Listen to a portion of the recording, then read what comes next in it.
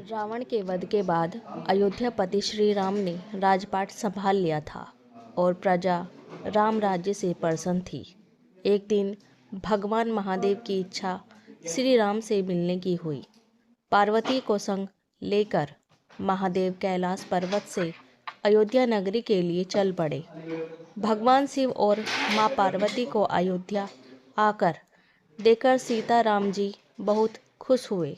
माता जानकी ने उनका उचित आदर सत्कार किया और स्वयं भोजन बनाने के लिए रसोई में चली गई। भगवान शिव ने श्री राम से पूछा, हनुमान जी दिखाई नहीं पड़ रहे हैं, कहाँ हैं? श्री राम बोले, वह बगीचे में होंगे। शिव जी ने श्री राम जी से बगीचे में जाने की अनुमति मांगी और पार्वती जी के साथ बगीचे में आ गए। बगीचे की खूबसूरती देखकर उनका मन मोहित हो गया। आम के एक घने वृक्ष के नीचे हनुमान जी दीन दुनिया से बेखबर गहरी नींद में सोए थे और एक लय में खर्राटों से राम नाम की ध्वनि उठ रही थी। चकित होकर शिव जी और माता पार्वती एक दूसरे की ओर देखने लगे। माता मुस्कुराकर उठी और वृक्ष की टहनियों की ओर इशारा किया। राम नाम सुनकर पेड़ की टहनियाँ भी झूम रही थी। उनके बीच से भी राम नाम उच्चारित हो रहा था। शिवजी इस राम नाम की धुन में मस्त मगन होकर खुद भी राम राम कहकर नाचने लगे। माता पार्वती ने भी अपने पति का अनुसरण किया। भक्ति में भरकर उनके पांव भी थिरकने लगे। शिवजी और पार्वती जी के नृत्य से ऐसी झनकार उठी कि स्वर्गलोक के देवतागण भी आकर्षित होकर बगीचे में आ गए और राम नाम की धुन में सभी मस्त हो गए। माता जानकी भोजन तैयार करके प्रतिरक्षित थी, परंतु संध्या घिरने तक भी अतिथि नहीं पधारे। तब अपने देवर लक्ष्मण जी को बगीचे में भेजा। लक्ष्मण जी ने तो अवतार ही लिया था कि श्री राम की सेवा के लिए। अतः बगीचे में आकर जब उन्होंने धरती पर स्वर्ग का नज़ारा देखा तो खुद भी राम नाम की धुन में झूम उठे। महल में माता जानकी परेशान हो रही थी कि अभी तक भोजन ग्रहण करने कोई भी क्यों नहीं आया। उन्होंने श्री राम से कहा, भोजन ठंडा हो रहा है, चलिए हम ही जाकर बगीचे में से सभी को बुला लाए। जब सीताराम जी बगीचे में गए तो वहाँ राम नाम की धुन मची हुई थी। हनुमान जी गहरी नींद में सोए हुए थे और उनके खर्राटों से अभी तक राम नाम निकल रहा था। सिया राम भाव विह्वल हो उठे। श्री राम हनुमान जी को नींद से जगाया और प्रेम से उनकी तरफ निहारने लगे। प्रभु को आया देख हनुमान जी शीघ्रता से उठ खड़े हुए। नृत्य का माहौल भंग हो गया। शिवजी खुले कंठ से हनुमान जी की राम भक्ति की सराहना करने लगे। हनुमान जी सुकुचाए लेकिन मन ही मन खुश हो रहे थे। श्री राम ने भोजन करने का आग्रह भगवान शिव से किया। सभी लोग महल में भोजन करने के लिए चल पड़े। माता जानकी भोजन परोसने लगी। हनुमान जी और श्री राम जी पंक्ति में बैठने का आदेश दिया। हनुमान जी बैठे तो, परंतु आदत ऐसी थी कि श्री राम के भोजन के उपरांत ही सभी भोजन करते थे। आज श्री राम के आदेश से पहले भोजन करना पड़ रहा था। माता जानकी हनुमान जी को भोजन परोसती जा रही थी, पर हनुमान जी का पेट ही नहीं भर रहा था। कुछ समय तक तो उन्हें भोजन परोसती रही, फिर समझ गई कि इस तरह से हनुमान जी का पेट नहीं भरने वाला। उन्होंने तुलसी के पत्ते पर राम नाम लिखा और भोजन के साथ हनुमान जी को परोस दिया। तुलसी पात्र खाते ही हनुमान जी को संतुष्टि मिली और वह भोजन पूर्ण मानकर उठ खड़े हुए। भगवान शिव शंकर ने प्रसन्न होकर हनुमान जी को आशीर्वाद दिया कि आपकी राम भक्ति युगों युगों तक याद ही रहेगी और आप संकट मोचन कहलाएंगे। पृथ्वी पर 3 ही रत्न हैं, जल, अन्न और सुभाषित यानी मीठी बोली। मूर्ख लोग पत्थर के टुकड़ों, हीरे, मोती, माणिक आदि को रत्न कहते हैं। आइए इसे अगले प्रसंग कुबेर का घर से बेहतर समझते हैं। एक साधु विचित्र स्वभाव का था। वह बोलता कम था। उसके बोलने का ढंग भी अजीब था। उनकी मांग सुनकर सब लोग हंसते थे। कोई चिढ़ जाता था तो कोई उनकी मांग सुनी अनसुनी कर देता था। अपने काम में जुट जाता था। साधु प्रत्येक घर के सामने खड़ा होकर पुकारता, माई अंजलि भर मोती देना, ईश्वर तुम्हारा कल्याण करेगा, भला करेगा। साधु की यह विचित्र मांग सुनकर स्त्रियां चकित हो उठती थी। वे कहती थी, बाबा यहाँ तो पेट भरने के लाले पड़ रहे हैं, तुम्हें इतने ढेर सारे मोती कहाँ से दे सकेंगे। किसी राजमहल में जाकर मोती मांगना। जाओ बाबा जाओ, आगे बढ़ो। साधु को खाली हाथ गांव छोड़ता देख एक बुढ़िया और उस पर दया आई।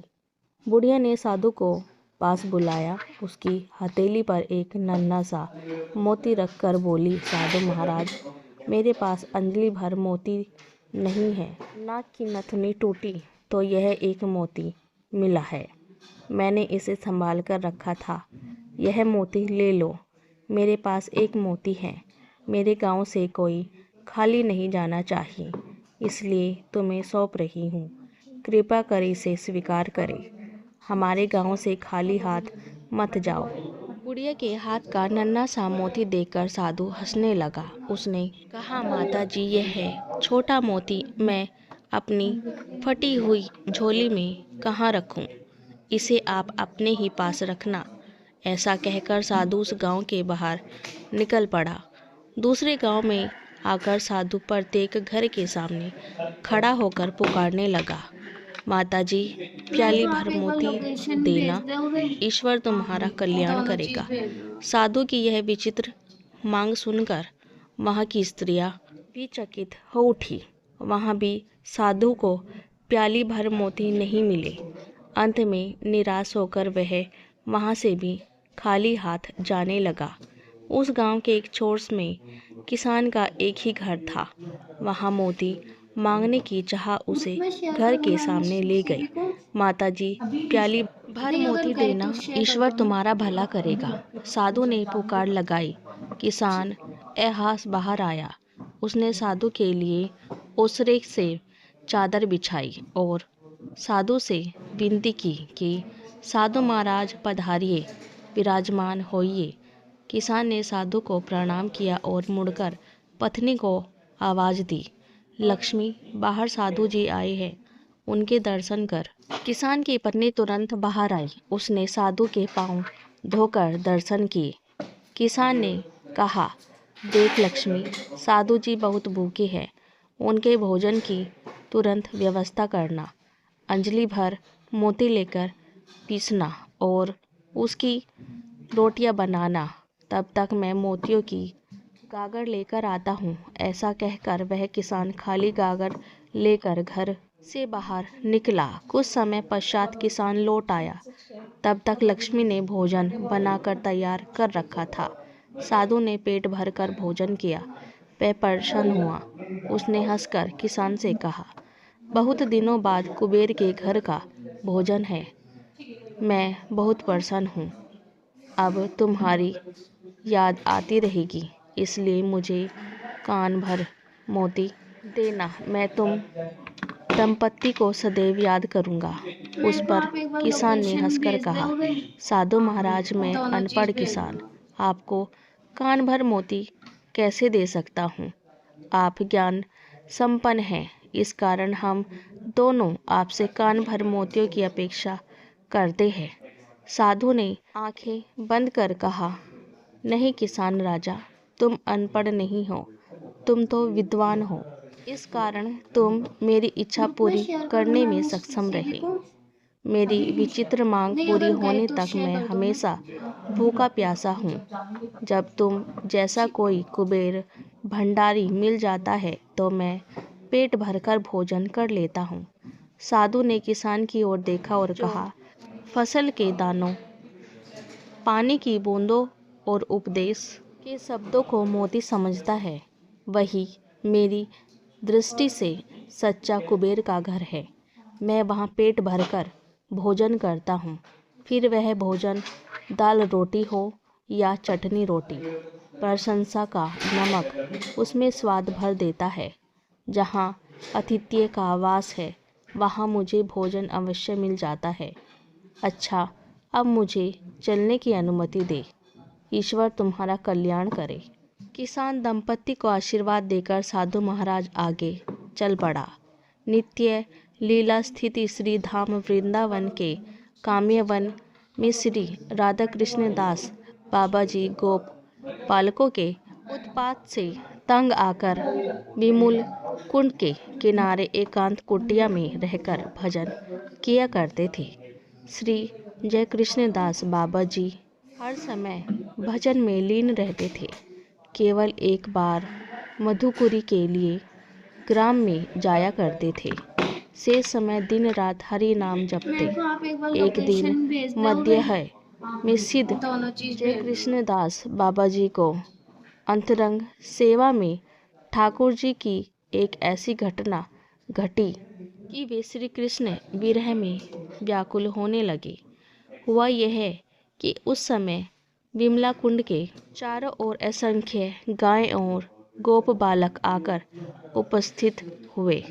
गोप बालक बाहर से चीखकर कहने लगे, बाबा प्यास लगी है, जल पिया दे। जय कृष्ण दास बाबा तो पहले से ही गोप बालकों के उत्पात से परेशान थे, इसलिए बाबा चुपचाप अपनी कुटिया में बैठे रहे।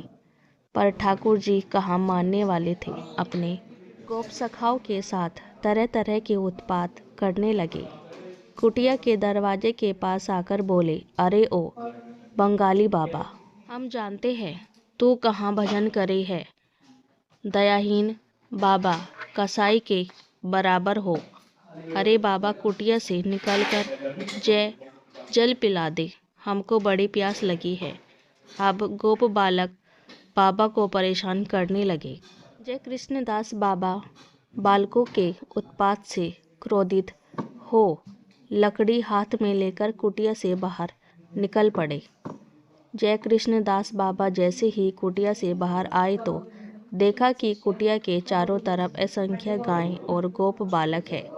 सभी गोप बालक एक से बढ़कर एक सुंदर, एक से एक बढ़कर एक अद्भुत और मनमोहक श्रृंगार। उन गोप बालकों को देखकर जय कृष्णदास बाबा जी का क्रोध ठंडा पड़ गया। जय कृष्णदास बाबा ने गोप बालकों से पूछा, लाला तुम सभी कौन गांव से आए हो? सभी बालकों ने एक साथ जवाब दिया, नंदगांव ते। बाबा ने एक बालक को पास बुलाकर प्रेम से पूछा, तेरा नाम क्या है? बालक ने कहा, मेरा नाम कन्हैया है। एक और बालक से बाबा ने पूछा, लाला तेरा नाम क्या है? बालक ने कहा, बलदाऊ, मेरा नाम बलदाऊ है। तब गोप बालक कन्हैया ने कहा, देख बाबा, पहले पिलाए दे, पाछे बात करियो। बाबा ने नन्हे परवाह को कुएं में गोप बालकों को जल पिला दिया। बालक ने कहा, देख बाबा, हम नित्य किते दूर से आवे हैं, प्यासे जय है, तू कछु जल और बाल भोग राखियो कर, नन्ही नन्ही रोज रोज आकर आपादी नहीं करना। कहते हुए बाबा कुटिया में चले गए। बाबा कुटिया में आकर सोचने लगे, ऐसे सुंदर मनमोहक बालक और ऐसी सुंदर गायें तो मैंने कभी नहीं देखी, न कभी ऐसी मधुर बोली ही सुनी। यह एक जगत के साथ किसी और जगत के। यह सब सोचते हुए जय कृष्ण बाबा जी गोप बालकों को एक बार फिर देखने को जैसे ही कुटिया से बाहर निकले, वहाँ न गाय थी और ना ही कोई गोप बालक। दूर दूर तक गायों तथा बालकों के कोई चिन्ह नहीं थे। जय कृष्ण दास बाबा दुखित और अनुपित हो अपने दुर्भाग्य और गोप बालकों के प्रति अपने अंतिम वाक्य रोज रोज आकर उपादित नहीं करना की बात सोचते सोचते अविष्ट हो गए। बाबा रात भर प्रियतम की याद में रोते रहे। उसी समय भगवान श्री कृष्ण बाबा के सामने उपस्थित हो उन्हें सतावना देते हुए बोले, बाबा दुखी मत कर, कल मैं तेरे पास आऊँगा। तब श्री कृष्ण दास बाबा जी का आवेश भंग हुआ और उन्हें धैर्य धारण किया। दूसरे दिन एक वृद्धा व्रज माई जय कृष्णदास बाबा की कुटिया में गोपाल की एक मूर्ति लेकर आई और बाबा से बोली, बाबा मोपे अब गोपाल की सेवा ना होए। बाबा आज से तू मेरे गोपाल की सेवा किया कर। जय कृष्णदास बाबा ने कहा, माई मैं कैसे इनकी सेवा करूँगा, रोज सेवा की सामग्री और भोग कहाँ से लाऊंगा। बाबा तू बस सेवा किया करना, सेवा की सामग्री मैं रोज आकर दे दिया करूँगी। गोपाल को बाबा को देकर ऐसा कहते हुए वृद्धा माई चली गई। गोपाल जी की रूप माधुरी देख बाबा मुग्ध हो गए। उसी रात जय कृष्ण दास बाबा को स्वप्न में वृद्धा माई ने श्री कृष्ण वृंदा जी के रूप में दर्शन दिए। गोपाल की उल्टी रीति है, अगर कोई बुलाता है तब भी उसके पास नहीं जाते और कभी कोई नहीं भी बुलाता तो उसके पास जरूर जाते हैं। ऋषि मुनि भी बुला बुलाकर हार जाते हैं, उनके मानस पटल पर भी कभी उदय नहीं होते, पर उनके प्रेमी भक्त उन्हें नहीं भी बुलाते तो हाथ धोकर अपने भक्त के पीछे पड़ जाते हैं। जय कृष्णदास बाबा ने उनके आने को उपस्थित मानकर उनसे यही कहा था कि न रोज रोज आकर उपाधि नहीं करना। इसलिए आज ठाकुर जी बाबा के पास आकर ऐसे जमकर बैठे कि जाने का नाम ही नहीं लेते।